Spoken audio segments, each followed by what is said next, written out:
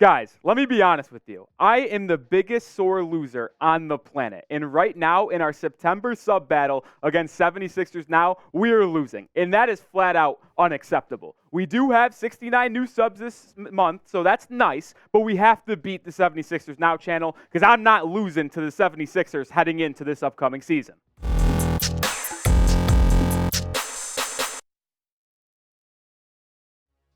All right, this is the Heat Report by Chat Sports. I am Nic Rohloff, and on today's show, we're talking Kelly Oubre Jr. because there is a report that Oubre to the Heat, if a Damian Lillard trade happens, seems very likely. The initial report is from Marc Stein, but Barry Jackson of the Miami Herald kind of added more information on Stein's report, and this is what he said. Multiple teams I've spoken to recently expect Oubre to land with the Heat if Miami gets Lillard. You see the stats on this tweet as well. But something I did want to know is that Kelly Oubre's agent, Torrel Harris, Tobias Harris's dad actually, told Barry Jackson this summer he prefers not to discuss Oubre's options publicly in free agency. So it's intriguing to me that Oubre doesn't want his options, who he's going to sign with, to get out to the public, but now it sort of has, which makes me think it's very likely to happen. But there are also other reasons why I think this is very intriguing for the Heat roster and Kelly Oubre Jr. There's two main reasons I want to talk about, and with reason number one,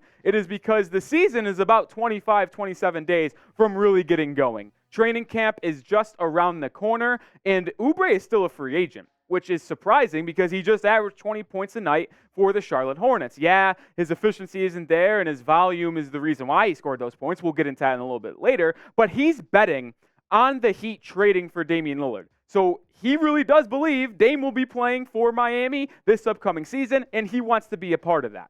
Reason number two why that's intriguing is this man right here, Caleb Martin. Because to me, Oubre's best role for the Heat with Damian Lillard on it would be in a Caleb Martin role, an athletic wing that can defend and be a energetic playmaker off the bench like Caleb Martin was. I don't think Martin and Oubre would work on the same team. So if Oubre is coming to Miami in a Damian Lillard trade, does that mean Caleb Martin is in the deal going to Portland? We'll discuss that later, but first I want to ask you guys, would you be happy with Kelly Oubre signing with the Miami Heat? Type H for happy, type N for not. Let me know in the comment section.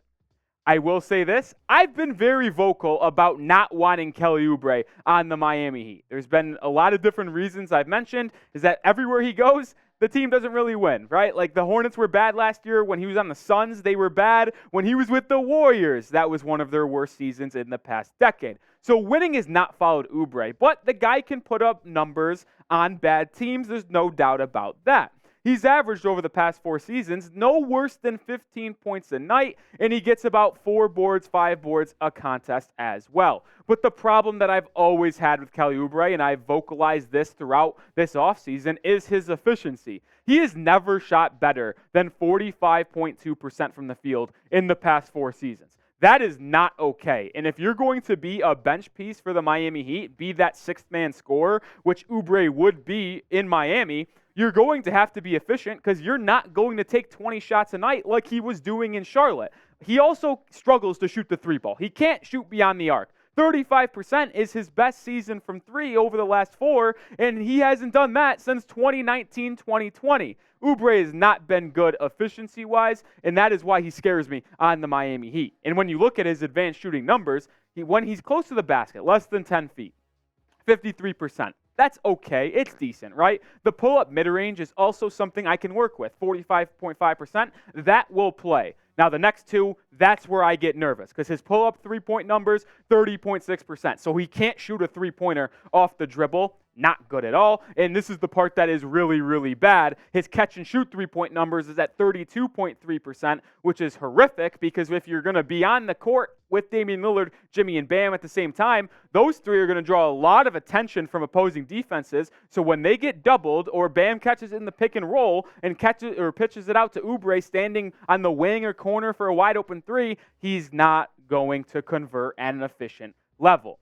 But let's go deeper. A nice little segment we have on our show very consistently and something you don't want to hear in the bedroom. But when you look at Kelly Oubre, when he's guarded tightly, right? Like 0 to 2 feet from a defender. He shoots 45.5% in the 2-point area, which isn't horrific. It's not the worst. Like, that's tight defense, so what do you expect? He's also never shot any three-pointers from that range. But when he's guarded tightly, the numbers go up a little bit, so he's got a little bit more space, and he's able to cook a little bit more. But those three-point numbers are still bad. And now let's transition into the part that is concerning, right? Like, he's open now, 4 to 6 feet.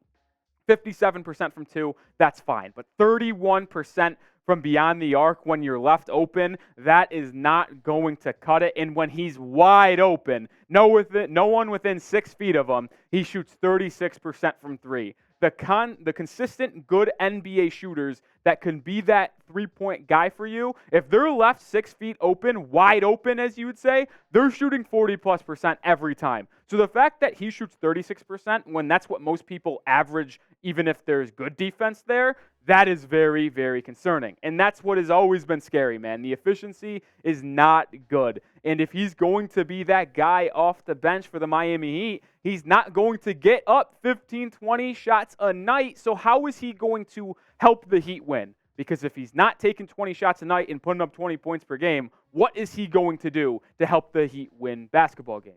But you know what is not scary? And it's BetUS, because they are the best sports book out there right now. And we have one hell of a deal for you guys. At chatsports.com/bet, enter promo code chat125. You're going to get a 125% deposit bonus, which means if you put in $100, you're going to get an extra $125 to bet with, giving you $225 total dollars to play with. I use BetUS. I just cashed out this week in the NFL, and you know I'm going to cash out with BetUS in the NBA regular season. So one more time, chatsports.com/bet, promo code chat125. The reason why I bring up Oubre, though, is because is he a Caleb Martin replacement? Because I said this a little bit earlier. If Caleb Martin is in the deal for Kelly Oubre, or for Damian Lillard, I'm fine with adding Kelly Oubre. But if you're keeping Caleb Martin and bringing in Kelly Oubre, I don't think I'm sold on that because the two I don't think can work together. If you look at what they did last season, Caleb Martin, obviously the numbers are going to be down because he's not a primary scorer or a primary handler of the basketball. He shot he shot 46% from the field, 35% from 3 in a limited role off the bench, only averaging about 9.6 points per game. He did play in 71 games, which is very, very good, durable player, while Kelly Oubre only played in 48. But we saw Caleb Martin take it to another level in the postseason. He almost won Eastern Conference Finals MVP over Jimmy Butler. He averaged 20 in that series and almost shot 60% from 2 and 3-point range. Caleb Martin was unreal, but in the entirety of that postseason run, 7 points per game, 5.4 rebounds, while shooting 53% from the field and 42% from 3. If he's able to do that an entire season, you have a really, really good player on your hands. But there is a report that came out today from Sam Amico that the Heat are reluctant to include Caleb Martin in a deal for Damian Lillard. And I understand why. Like, based on the stats you saw on screen in the postseason and the regular season, he is one of the most valuable role players in the league. And when you take into account what his contract is, where he's got 2 years left and he's getting paid $14.5 million, that could be a top 5 contract in the NBA. So Caleb Martin's got a lot of value when it comes to what he would be worth in a trade or what he's valued to the Miami Heat, which is why I understand why they're reluctant to trade in Caleb Martin, but let's be honest, we have to trade him if it means getting Dame, and I'm going to talk about that here in a second. But I want to ask you, would you include Martin if you knew Kelly Oubre was coming? Say Joe Cronin calls you and says, okay, final move to get this deal done is Caleb Martin. Are you doing it? Type Y for yes, type HN for hell no. Listen, I'm going to be honest. Every single player on the Miami Heat roster right now, besides Jimmy Butler and Bam Adebayo, I would include them in a trade if it closes the Damian Lillard deal. Now, I'm not going to go out there and say that I'm willing to send Caleb Martin, Jovic, Jaquez, and Tyler Hero for Dame. That seems a lot much. Like, I'm going to be honest. That might be too much for Damian Lillard. But if you mix and match those pieces, everyone besides Jimmy and Bam are available. So even though I love Caleb and what he did for the Miami Heat in this last postseason run to get them to the NBA Finals, he is absolutely getting shipped to Portland in my eyes if that is what gets this deal across.